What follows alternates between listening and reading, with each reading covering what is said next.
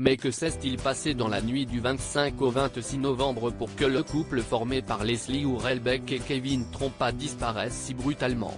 Les deux jeunes, âgés de 22 et 21 ans, n'a en effet plus donné signe de vie depuis cette date, inquiétant leurs proches qui avaient multiplié déclarations, battues et hypothèses ces derniers temps.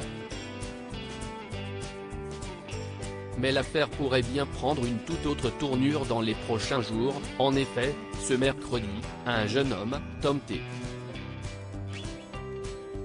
a été interpellé en Vendée par les enquêteurs. Ceux-ci auraient été interloqués par une différence entre ses déclarations et les bornages de son téléphone. Il faut dire qu'il était particulièrement proche du jeune couple, puisque c'est chez lui que les amoureux ont passé leur dernière nuit avant leur disparition. En effet, après avoir dîné chez un premier ami habitant à Prague, non loin de là, le couple devait dormir chez un second qui leur avait prêté sa maison dans le voisinage. C'est lui, donc, qui a été arrêté mardi matin et placé en garde à vue, selon le parquet de Poitiers. Arrêté au domicile de son père, qui a été perquisitionné, il a vu sa garde à vue renouvelée pour mercredi. Le père de Tom T. a par la suite commenté l'arrestation de son fils auprès de Ouest France, décrivant le chaos provoqué au petit matin. On se serait cru dans NCIS. Il y avait des flics partout dans la maison. C'était un sacré chantier, a-t-il expliqué au quotidien régional.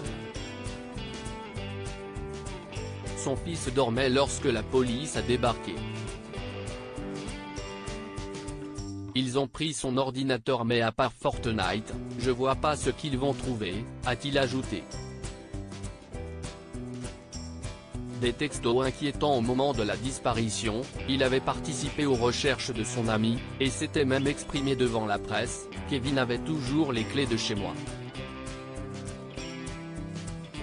Moi, je vivais plus chez moi, je vis en camion. Ils sont venus sur les coups de 17h30, on s'est vu. Ils avaient la patate, on rigolait bien ensemble. Ensuite je suis parti chez mon frangin et à une soirée techno. Pour le moment, la police continue ses investigations.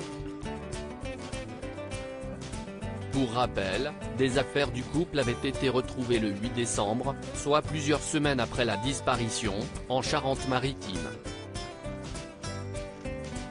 Le téléphone de la jeune femme n'a plus été rallumé depuis une dernière géolocalisation à Niort le 26 décembre.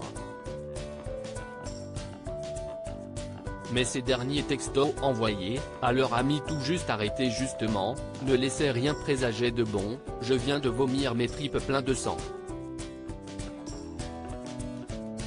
Dès que je rentre, je me pose, je ne suis pas très bien là, lui avait-elle écrit, alors qu'elle était toujours chez leur ami pour le dîner. Un tout dernier message, puisqu'ensuite, elle aurait arrêté de répondre à ce jeune homme. Je comprends que Leslie s'est sentie mal et qu'elle a vomi, mais je n'ai pas plus d'explications. Ensuite, je lui ai envoyé d'autres messages entre 3 et 4 heures pour avoir de ses nouvelles.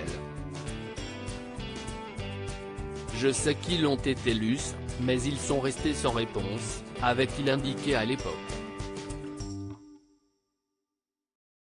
Sans révéler toute la vérité,